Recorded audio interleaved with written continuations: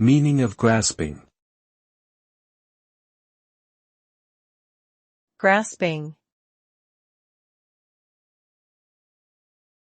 Grasping.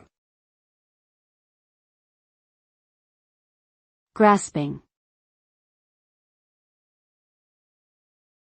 Grasping. Grasping is the act of taking hold of something firmly with the hands.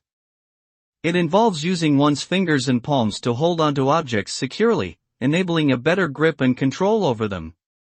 The process of grasping is essential for our day-to-day activities, from picking up utensils to operating machinery.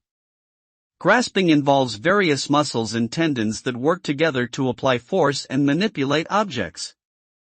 Different types of grasping techniques are used depending on the size and shape of the object and the desired outcome.